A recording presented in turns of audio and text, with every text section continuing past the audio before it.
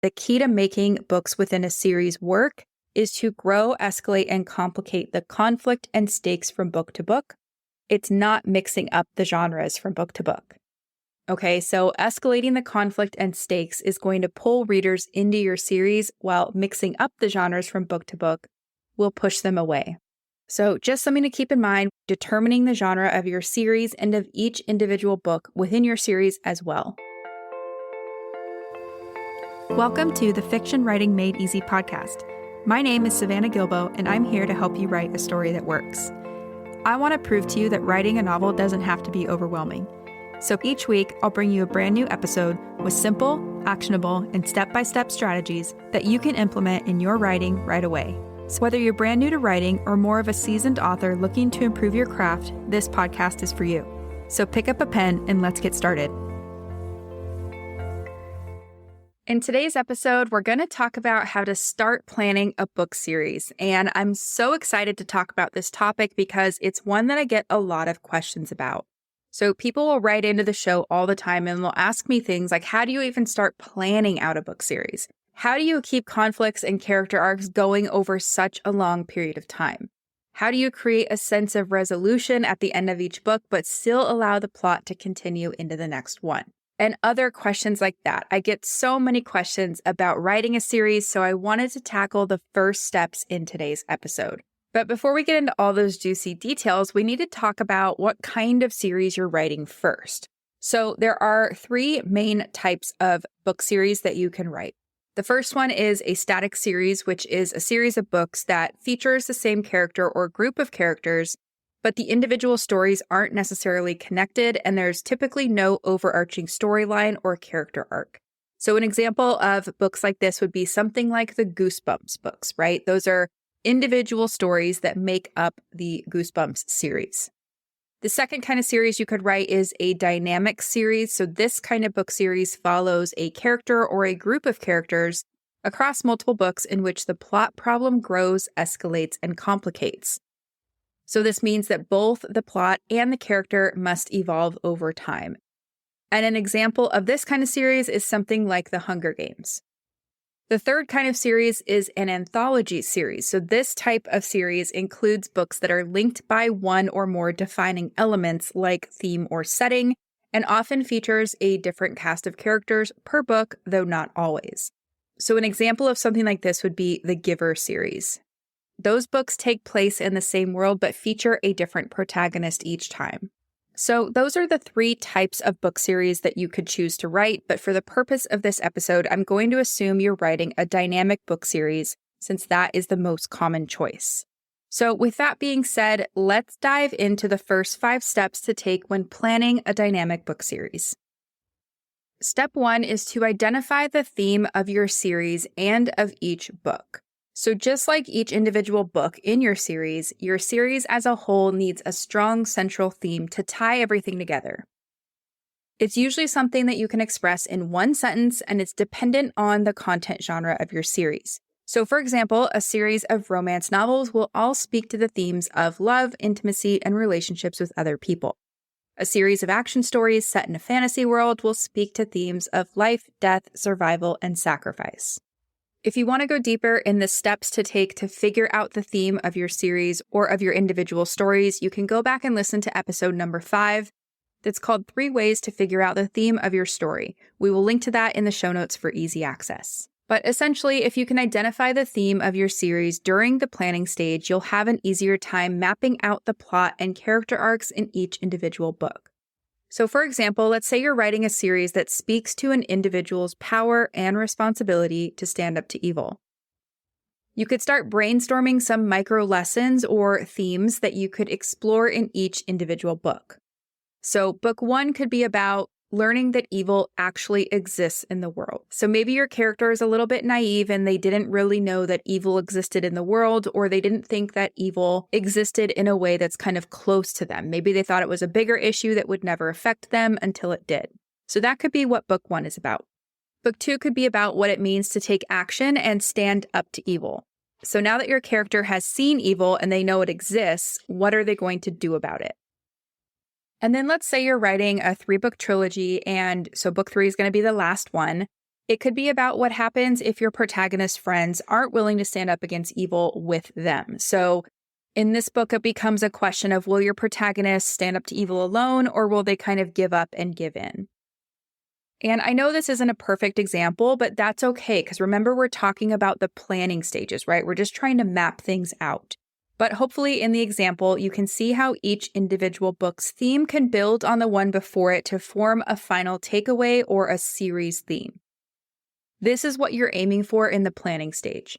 So that is step one. You want to identify the theme of your series and just rough ideas of what each individual book could explore. Step two is to determine your series genre and the genre of each book. Now, in most cases, the external and internal genre of each individual story in your series is going to match that of your series as a whole. So, for example, the Harry Potter series is a combination of the action and worldview genres. The same is true of each individual book within that series. The Bridgerton books are all a combination of the love and worldview genres. Each individual book speaks to the power of love, and so does the series. And the reason this is important when you're in the planning stage is that you can use your genre framework to help you map out your series and each individual book within that series. So identifying your genre mix is going to help you do that in a much easier way. For example, if you're writing a series of action books, you might have some ideas about what the climax could look like in a few of your books. But maybe the beginning and the middle of each of those stories is pretty unclear. If that's the case, that's okay. You can use your genre framework to flesh out your ideas and get those creative juices flowing.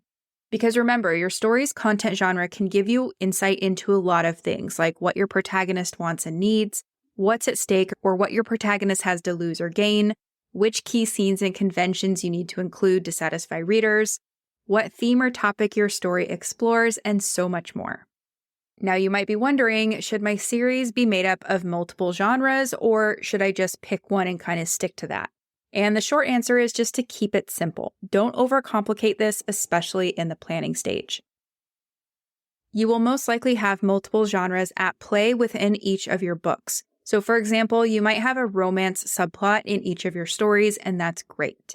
But what you don't want to do is mix up the genres of each individual book within your series. So for example, you wouldn't want book 1 of your series to be a love story, while book 2 is a mystery, and book 3 is horror. And the reason for this is that it just wouldn't be a good experience for your readers, and it will likely result in them feeling disappointed if they even finish your series. Now, as a real-life example of this, I loved book 1 of the All Souls trilogy by Deborah Harkness. It's called A Discovery of Witches, if you've never heard about it, and it has witches, vampires, romance, secrets, and life and death stakes, all the things I love in a good fantasy book. But when I read book 2 in the series, it's called Shadow of Night, I was disappointed because it felt like a totally different kind of book from what I read in book 1. So it was slower than book 1, and it read more like historical fiction than fantasy, which I was not expecting. And because of this, I didn't finish book 2 or the trilogy. So in this scenario, the author had broken my trust, and as a reader, I moved on to another book. So I want you to avoid doing this with your book series. And the point I want to make here is that the key to making books within a series work is to grow, escalate, and complicate the conflict and stakes from book to book. It's not mixing up the genres from book to book. Okay, so escalating the conflict and stakes is going to pull readers into your series, while mixing up the genres from book to book will push them away. So just something to keep in mind while working through step 2, determining the genre of your series and of each individual book within your series as well. And if you want to go deeper on how to choose the right genre for your series and for each individual book, you can go back and listen to episode number 2 that's called How to Choose the Right Genre for Your Story, and we will link to that episode in the show notes as well. Okay, so moving on to step 3. Step 3 is to map your character arcs across the series.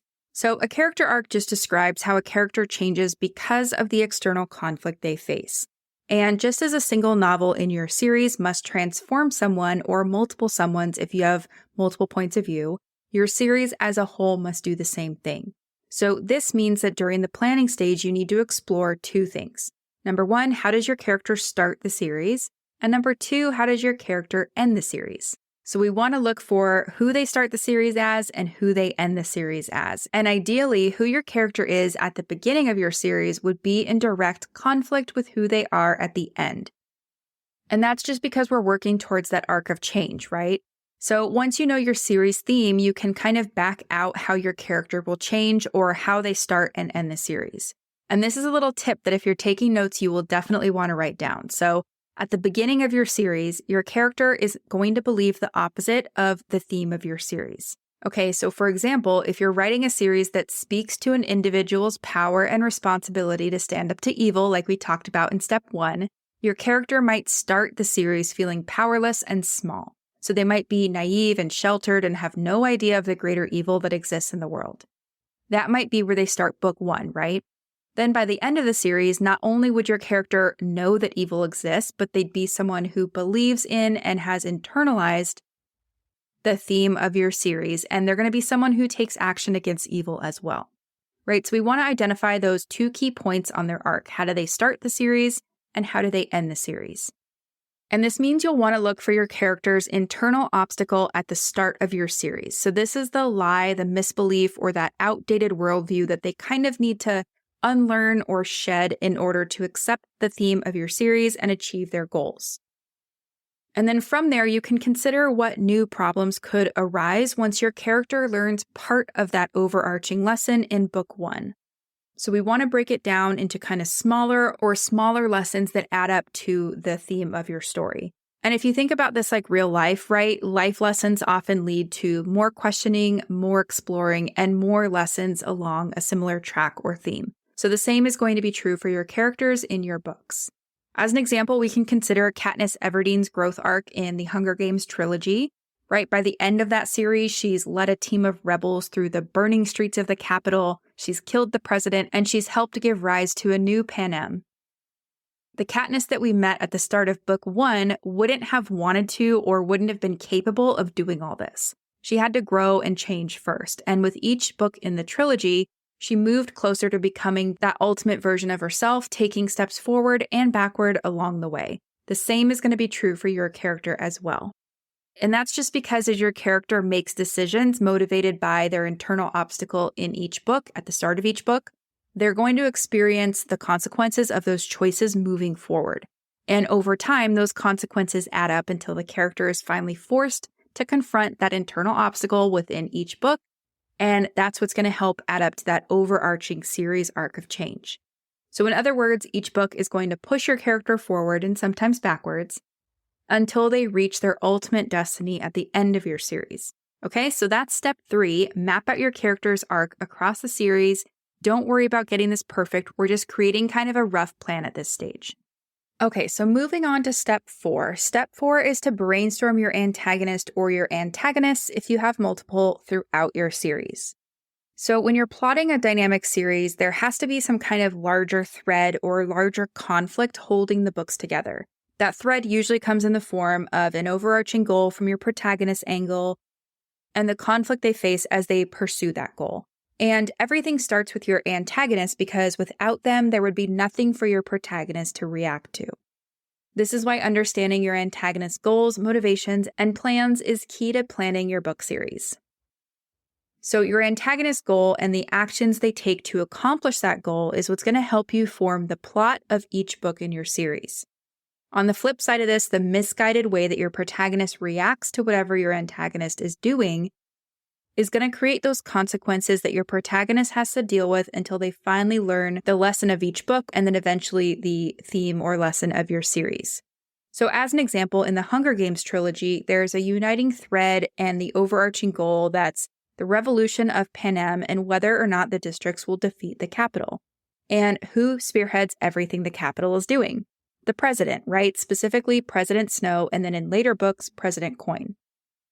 So imagine the Hunger Games books without that antagonistic character, right?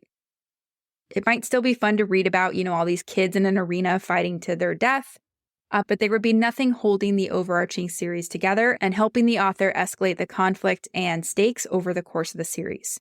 So your series antagonist is going to provide the main conflict that your protagonist will face, but there will most likely be a hierarchy of antagonists across each of your individual books. So, for example, Voldemort is the series antagonist in the Harry Potter books, right? But in most of the earlier books, Harry faces multiple levels of antagonism, whether that's Draco Malfoy or Professor Snape or, people like that. He faces those multiple levels of antagonism before confronting Voldemort.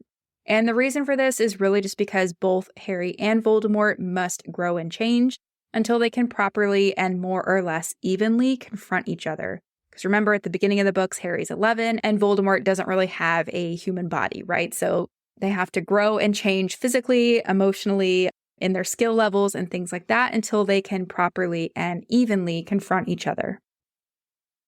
And speaking of Voldemort, if we look at him as a case study, his ultimate goal across the entire book series is to become immortal and to gain power. He fears death and he views it as a mortal weakness, so he wants to avoid dying, right? And throughout the series, all the way from book 1, when he's, living on the back of Professor Quirrell's head, all the way from that point to the end of the series, we see him take action on his quest for immortality and power throughout each individual book. So he has a specific goal, he takes action on that goal, Harry gets in the way of that goal, and conflict ensues, right? So if we were to quickly kind of look at each book and say, what is Voldemort's specific plan and how does he take action? And then how does that lead to conflict? We can see how those elements escalate and complicate over time. So in book 1, Voldemort, he has a simple plan. He thinks he wants to acquire and use the Sorcerer's Stone with Professor Quirrell's help. If he does this, he will become immortal and he will gain power once he's done that. So Harry really isn't on his radar as something he needs to deal with right now until Harry starts to interfere and interrupt Voldemort's plans. In book 2, Voldemort is basically recuperating in the present, right? So he's failed to acquire the Sorcerer's Stone in book 1.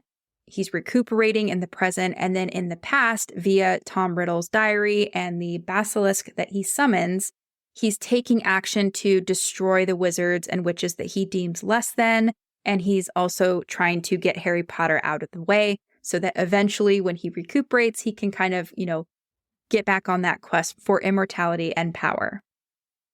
In book 3, he has a new plan. So he's going to use Wormtail or Peter Pettigrew to get Harry so that he can kill Harry if the Dementors don't do it for him already. So in this book, the Dementors are assigned to Hogwarts. They're kind of camping out there and, threatening the kids every now and then and things like that. So because he's not really in his full body yet, he doesn't have the power that he used to. He's going to use Wormtail to help him get Harry out of the way.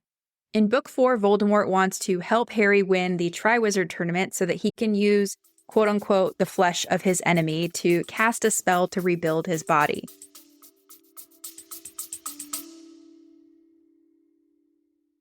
Have you been dreaming of writing a novel, but you don't know where to start? Or maybe you've tried writing, but you keep getting stuck halfway through a draft? If so, I have a free training you're going to love. It's called 3 Things You Need to Write Your Novel in 2025, and in this free 60-minute training, I'll share the exact same process my clients and students have used to go from idea to completed manuscript in just months, not years. You'll also learn why most writers never finish their drafts, and spoiler alert, it's not a lack of talent or good ideas, as well as how to overcome feelings of perfectionism, self-doubt, and overwhelm that stops many new writers in their tracks. You can register for this free training at savannahgilbo.com/masterclass. So one more time, that's savannahgilbo.com/masterclass to register for the free training. I hope to see you there. So he's still got Wormtail helping him do this, and now he's got one of his other agents using the Polyjuice potion to infiltrate the school and help Harry win the tournament. So that's book 4, and then in book 5, after he's kind of, come back into his body, he's succeeded in book 4, his plan in book 5 is to thwart the Order of the Phoenix, which if he's successful in kind of getting them out of the way, it's going to let him get close to and kill Harry Potter. And in the meantime, while he's doing all that thwarting, he is looking for a specific prophecy that he believes will tell him how to kill Harry Potter once he gets the chance. Now, by the time we get to book 6, he has gained some power, right? So he's back in his full body, he's amassing Death Eaters and all these things.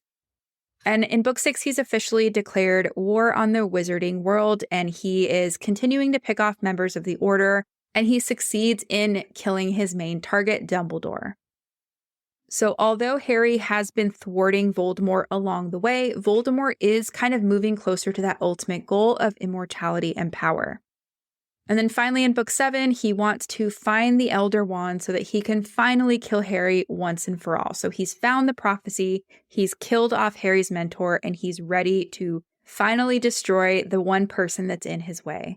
And in the meantime, once he kind of realizes that Harry is actively destroying the Horcruxes, he wants to prevent Harry from doing that as well. So the sooner he can kill Harry, the sooner that Harry will stop destroying the Horcruxes. So as you can see in each book, Voldemort has a really specific goal in his quest for immortality and power. Sometimes he makes progress on that goal. Sometimes he has to go back a few steps, right? But when the series begins, Harry, he gets in the way of Voldemort's goals in kind of a reactive way, right? He's just kind of taking these smaller steps to prevent Voldemort from coming back into his full body and eventually succeeding in that quest for immortality and power. By the middle and the end of the series, Harry is taking more proactive measures to stop Voldemort and prevent him from coming into full immortality and power. So I really like this example because it really shows the individual little plans that Voldemort has on this bigger quest. So definitely a good case study and a good series that is worth studying. Now, you might be wondering, what about a series of standalone books? And I did say I was going to focus on a dynamic series of books, but I know I'm going to get this question a lot. So what do we do with the antagonist in a series of standalone books? And really the same guidelines apply, but there's probably not going to be an overarching antagonist. So in most cases, there's going to be an overarching genre-appropriate antagonist archetype. And what I mean by this is if we look at the Bridgerton books as an example, each book focuses on a different couple, so the antagonist is a different person, right? But the antagonist is always a love interest. That's that antagonist archetype. And like we talked about earlier, the themes of each story speak directly to the point that, love conquers all or love wins, right? The power of love. So just something to think about if you're writing a series of standalone books, but that's step number 4. You want to brainstorm your antagonist and your hierarchy of antagonists throughout the series. And again, don't strive for perfection. You are not going to have everything figured out as you go through this planning process. We're just trying to get things down on paper so that you can start to see your series take shape. Okay, so now we're on the last step of kind of planning out the big sweep of your series. And step number 5 is to start laying out the plot of your series and of each individual story. So by this point, if you've followed the 4 previous steps, you should kind of start to see the plot of your story and each individual book develop organically. So from this point on, there are 2 main things I recommend doing in planning out the plot of each book. Number 1 is figure out the specific goal and conflict of each book, kind of like we just talked about. And then number 2 is figure out how to escalate the conflict and stakes from book to book. So just to reiterate what we talked about in step 4, each book in a series must have its own set of goals and conflicts to be won, lost, or resolved by the end of each installment. But the series also needs to track a larger overarching goal and conflict throughout all the books. And by doing the work to develop your series antagonist and how that antagonistic role will be filled in each one of your books, that's going to give you a lot of insight into how to do this. So it's going to give you insight into those overarching goals that your protagonist will have, the conflict they face as they go after their plans, and things like that. So those are going to be the building blocks of your series goals and conflicts, okay? And I brought this up a little bit when I was talking about the antagonist, but sometimes your protagonist will win, sometimes your antagonist will win, sometimes they each kind of win in their own way, right? Like in the Hunger Games, we see Katniss win the Hunger Games by the end of the first book. So although, it wasn't the most pleasant time ever in the arena and kind of going up against the Capitol, she did win. She did survive. And this is important because without these smaller resolutions and, opening the door at the beginning of book 1, closing the door on that story's plot, and then opening the door for something in book 2, without those smaller resolutions, readers will feel cheated and they will eventually lose interest. So what you want to do is kind of brainstorm how these smaller resolutions can feed into the larger goal and conflict that your protagonist is going to face. So in Katniss's example, her larger goal is to defeat President Snow and overthrow the Capitol for good. That's not going to be resolved until the final book, But the plot problems of those individual books, like in the first one, winning the Hunger Games and surviving it, those smaller goals and conflicts need to be resolved on a book-by-book basis. Now, I just said that without kind of closing the door on those individual book plot problems and those individual conflicts, readers are going to feel frustrated and they might give up on the series, right? The same is true if your series doesn't escalate the central conflict from book to book. So as an example of conflict that grows, escalates, and complicates, I thought it would be fun to look at the Harry Potter series from the reader and Harry's perspective. So we did this from Voldemort's perspective already, right? We talked about his development as an antagonist. But as I go through this example, I just want you to think about how the central conflict grows, escalates, and complicates from book to book, okay? So in book 1, Harry Potter and the Sorcerer's Stone, he's 11 years old. He knows zero magic, right? In this book, we said Voldemort tries to steal the Sorcerer's Stone and Harry's trying to keep it safe. Harry does succeed, but because of all this, he's on Voldemort's radar more than he was before. In book 2, we escalate and grow and complicate what happened in book 1. So Harry's now 12. He has a little bit more magic under his belt. However, Tom Riddle, which is Voldemort via the diary, has now opened a mysterious chamber underneath the school, and he's been sending this giant snake to kill students. So Harry's goal here is to stop this from happening, which enrages Voldemort even more. It also kind of threatens all that safety and that family and that friendship that he found in book 1. So the stakes have raised from book 1 to book 2. In book 3, Harry's being hunted by a man who supposedly betrayed his parents, and also Dementors are patrolling the school grounds, and one of his teachers is secretly a werewolf. So definitely upping those life and death, those dangerous stakes from book to book. In book 4, Harry participates in the very dangerous Triwizard Tournament, where the tasks get more and more deadly as the tournament progresses. The Death Eaters are an even bigger presence in the world, and unbeknownst to Harry, one of his teachers is a Death Eater in disguise. By the end of this book, Voldemort has succeeded in part of his plan, so he's regained his body and he's ready to take on the bigger wizarding world. So the stakes are majorly raised here, right? Voldemort before this didn't have a body. He didn't really have Death Eaters, a ton of them or anything like that. And now he's got both. He's got his body back, which means he's going to come into more power, and he's amassing this giant following of Death Eaters. In book 5, the Ministry of Magic, we know doesn't believe Harry that Voldemort has returned, even though the Dementors are in the Muggle world and attacking humans, which is something they're definitely not supposed to be doing. And then Harry learns about a prophecy about him and Voldemort, and he must prevent Voldemort from retrieving it. So his goal gets harder and the stakes are raised, right? And in this book too, the character death count goes up and up. This is where Harry loses Sirius Black, one of his mentors / his replacement father figure. In book 6, we know that Voldemort has declared war, so Harry's only 16 at this point. He's grieving the loss of Sirius Black. Dumbledore appears to be gravely injured, but we don't really know how or why. Draco Malfoy may or may not be a Death Eater, and now Snape is teaching defense against the dark arts. So a lot of stakes being raised here, a lot of conflict developing. The students are learning more dangerous magic in this book, and the attacks are getting more and more personal. And the worst part is that Harry learns about Voldemort's Horcruxes, and Snape kills Dumbledore. So major development in terms of the conflict and the stakes in this book. And then finally, by the end, we know Harry's no longer under the protection of the school and is officially on the hunt for Voldemort's Horcruxes. We know that he's got Ron and Hermione with him, but he has lost his primary mentor, Dumbledore. According to the prophecy that they retrieved in Book 5, either must die at the hand of the other, for neither can live while the other survives. So the stakes are definitely raised here, and we see the ultimate confrontation between Harry and Voldemort in the series climax. So hopefully as I read through that, you could see how the conflict escalates. It gets harder for Harry to defeat Voldemort or go up against Voldemort from book to book. We see Voldemort actually have some wins in there, right? He gets his body back. He comes back to full power. He takes away Harry's mentors and things like that. So the stakes are being raised, the conflict's increasing, and things are just getting a lot more complicated.